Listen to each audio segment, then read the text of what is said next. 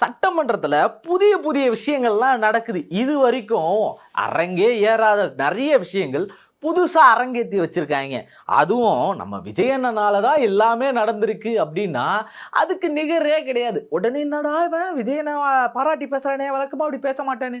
நல்லது நடந்தா பேச வேண்டியது தானே அப்படின்னு நம்ம சொல்ற அளவுக்கு அங்க ஒண்ணும் நடக்கல. என்ன நடந்தது? ஏது நடந்தது? ஆளுநர் என்ன பிஹேவ் பண்ணாரு? ஆளுநர் உரையை எப்படியெல்லாம் வாசிச்சாரு? இது எல்லாத்தையும் விரிவா இந்த வீடியோல முழுசா பார்த்துடலாம் வாங்க.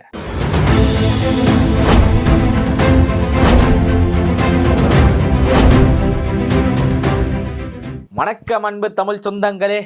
அதாவது ஆளுநர் இது வரைக்கும் ஒரு உரையை முழுசா படிச்சுட்டு போனது இதுதான் முறை.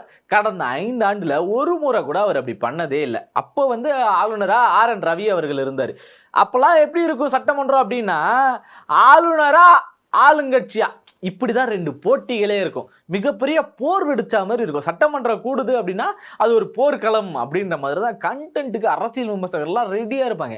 ஏன்னா கண்டிப்பா RN ரவி அவர்கள் சொல்றதை கேட்க மாட்டாரு. அவர் இஷ்டத்துக்குன்னு சில வேலைகளை பண்ணுவாரு. இது வழக்கமா இருக்கக்கூடிய ஒரு விஷயம்தான். அப்படி அவரு ஆளுநர் அவர்கள் அர்லேக்கர் அவர்கள் அவருடைய உரையை படிக்கும் போது ஒரு வார்த்தை ஒரு எழுத்து கூட மாறாம படிச்சிருக்கிறது மிகப்பெரிய அளவில் பாராட்டுக்குரிய விஷயமா இருக்கு. அதுலேயும் குறிப்பாக சில இடங்கள் இந்த PMC திட்டத்தை கொண்டு வர மாட்டோம், இருமொழி கொள்கை தான் உறுதி அப்படின்ற வார்த்தையில ஸ்ட்ராங்காகவும் படிச்சிருக்காருன்னா பார்த்துக்கோங்களேன். ஏன்னா இது வரைக்கும் யாரும் அவர் அந்த மாதிரிலாம் படிச்சது கிடையாது. நம்ம RN ரவி அவர்கள் இருக்கும்போது சில வார்த்தைகள்லாம் ஸ்கிப் பண்ணிட்டு போயிடுவேன். எப்படின்னா இப்போ சமூக நீதி வார்த்தை வருதுன்னா நீதி தவறாது நடப்பு, சமூக நீதி தவறாது நடப்பும்லாம் சொல்ல மாட்டார், நீதி தவறாது நடப்போம் அப்படின்றதான் சொல்லுவார். தனக்கான வார்த்தைகளை அவரே மாற்றி போட்டுப்பார். அப்படி மாற்றி போடும்போது அந்த இடத்துல முதலமைச்சரா ஆளுங்கட்சியாக யார் இருக்காங்களோ அவங்க என்ன பண்ணுவாங்க அப்படின்னா டக்குன்னு, அதுலேயும் குறிப்பாக ஸ்டாலின் அவர்கள் என்ன பண்ணுவார் அப்படின்னு பார்த்தீங்கன்னா, உரையில் என்ன இருக்குதோ அதை படித்தா மட்டும் போதும், அந்த எழுத்தை மீறி வேறு எதுவும் படிக்க வேணாம் அப்படின்ற மாதிரி ஒரு பெரிய மாஸ் காட்டிட்டு இருந்த இடம் தான் கிட்டத்தட்ட சட்டசபை அப்படின்றது. ஆளுங்கட்சிக்கு மாஸ் எப்பவும் அந்த இடத்துல இருக்கும். ஏன் அப்படின்னா அவங்க கொண்டு செய்யக்கூடிய ஒவ்வொரு செயல்களும் அப்படி இருக்கும், மக்களுக்கானதாக இருக்கும், மாநில உரிமையை பாதுகாக்கக்கூடியதாக இருக்கும். அது நம்ம ஐயா எடப்பாடி ஐயா இருக்கும்போது இருந்துச்சா அப்படின்னு கேட்டிங்கன்னா அது பெரிய கேள்விக்குறி தான். ஏன்னா அவருடைய தோல்விகள் தான் அதுக்கு மிகப்பெரிய சாட்சி. ஆனால் ஸ்டாலின் அவர்கள் இருக்கும்போது அது கண்டிப்பாக அப்படி நடக்கும். காரணம் என்ன அப்படின்னு பார்த்தீங்கன்னா, ஒரு பக்கம் சபாநாயகரும் ஒத்துக்க மாட்டார். அவரும் என்ன பண்ணுவார் அப்படின்னு பார்த்தீங்கன்னா, உரையில் இருக்கிறத மட்டும் படித்தா போதுன்னு அந்த இடத்துல இன்னொரு தீர்மானம் நிறைவேற்றுவாங்க. ஏன்னா ஆளுநர் அவர்கள் அந்த பிரச்சனை ஆளுநருக்கும் ஆளுங்கட்சிக்கும் இருக்கக்கூடிய, குறிப்பாக தமிழ்நாட்டில் இருக்கக்கூடிய இந்த பிரச்சனை ஹைகோர்ட்டு கிடையாது, சுப்ரீம் கோர்ட்டே கூப்பிட்டு வச்சு பஞ்சாயத்து பண்ணுற அளவுக்கு தான் இருந்துச்சு. அவங்க இன்னும் கூப்பிட்டு என்னப்பா உங்கள் பிரச்சனை அப்படின்னு சொல்லி பஞ்சாயத்து மட்டும்தான் பண்ணலை. அந்த அளவுக்கான பிரச்சனைகள் தொடர்ந்து நடந்துட்டு இருந்துச்சு.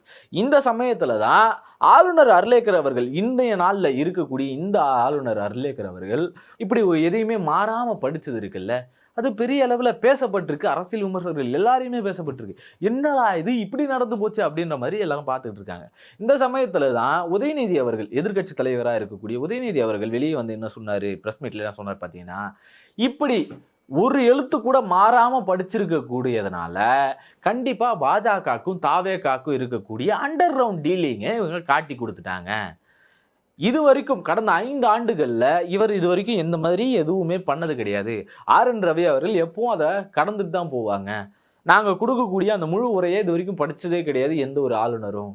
அப்போ இவங்க பண்ணக்கூடிய செயல்கள் எப்படி இருக்குது, இவங்களுக்கு இருக்கக்கூடிய அந்த டீலிங் எப்படியா இருக்குது பாருங்க அப்படின்ற மாதிரி தான் உதயநிதி அவர்கள் பேசியிருந்தார். அது மட்டும் இல்லாமல் ஆளுநர் உரையில் இருந்த பாதிக்கு மேலான விஷயங்கள் என்ன அப்படின்னு பார்த்தீங்கன்னா, திமுகவுடைய சாதனைகள் தான், அது எல்லாத்தையும் தாவேகா சாதனைகள்னு சொல்லிக்கிட்டு இருக்காங்க. ஆனால் உண்மை என்ன அப்படின்னா திமுகவுடைய சாதனை தான் அப்படின்னு சொல்லியிருக்காங்க. இதில் புதுசாக ஒன்று சொல்லணும், இந்த அரசு மேலே விமர்சனம் வைக்கணும் அப்படின்னா அது ஒரே ஒரு விஷயம் மட்டும்தான் மாட்டுச்சு. மற்றபடி எல்லா விஷயமும் அப்படியே வழக்கம் போல் நடக்கக்கூடிய விஷயங்கள் தான் அப்படின்னு சொல்லலாம். குறிப்பாக ஒரு விஷயம் சொல்ல முடியாது, 2 விஷயமா சொல்லலாம்.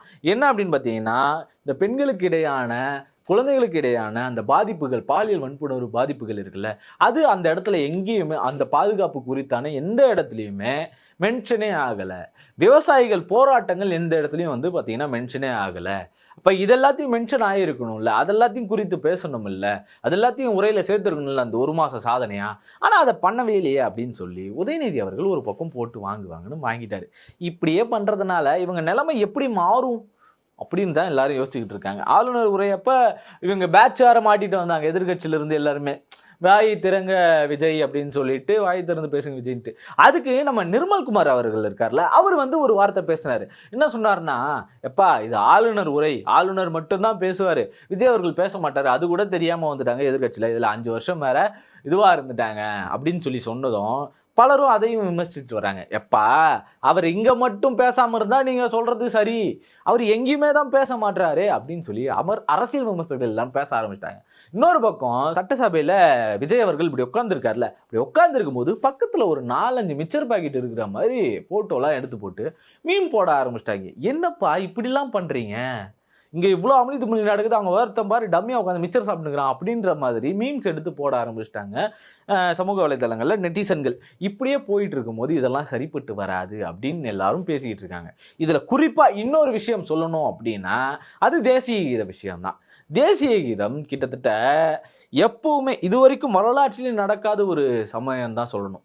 ஏன்னா தமிழ்த்தாய் வாழ்த்து பாடப்படும், ஆளுநர் உரை முடிப்பாரு, தேசிய கீதம் பாடப்படும். இதுதான் இருக்கிறதுலேயே ரொம்ப வழக்கமான பேட்டர்ன். இந்த பேட்டர்னை மாற்றி விட்டது யாரு அப்படின்னு பார்த்தீங்கன்னா நம்ம விஜயன் அவர்கள் தான். ஆரம்பத்தில் தமிழ்த்தாய் வாழ்த்து தேசிய கீதம் பாடுறாங்களா, அப்புறம் முடிஞ்சதுக்கப்புறம் ஆளுநர் உரை முடிஞ்சதுக்கப்புறம் திரும்பவும் தேசிய கீதம் பாடுவாங்களாம். எப்படி இது தேசப்பற்று அப்படி உள்ள பூட்டி உணர்வை ஏத்துறீங்களா?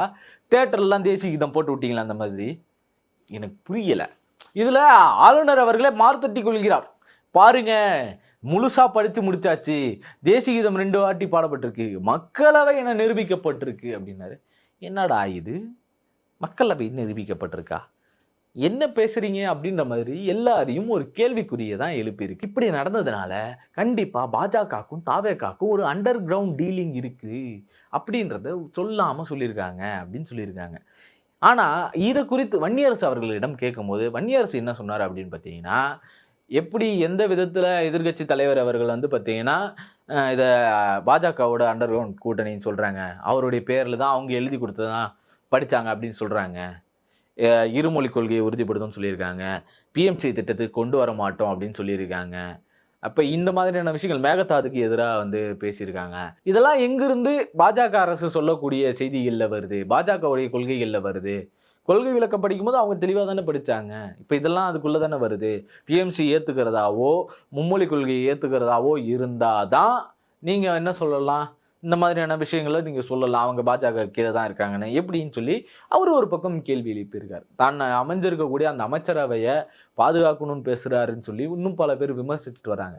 ஆனால் அது அப்படிப்பட்டது கிடையாது. இங்கே கொள்கை மட்டும்தான் பேசப்படணும், ஆட்கள் பேசக்கூடாது அப்படின்ற ஒரு கொள்கை முன்னெடுப்பில் அமைச்சர் வன்னியரசு அவர்கள் செயல்பட்டுக்கிட்டு இருக்காரு.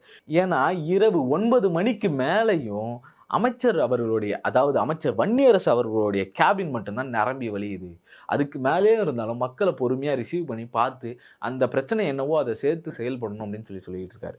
அது மட்டும் இல்லாமல் இந்த 5 ஆண்டுக்குள்ள ஆணவ படுகொலைக்கு எதிரான தனி சட்டம் இயற்றணும் அப்படின்னு சொல்லி அவர் ஒரு கொள்கையை தானாக ஏற்றிருக்காரு.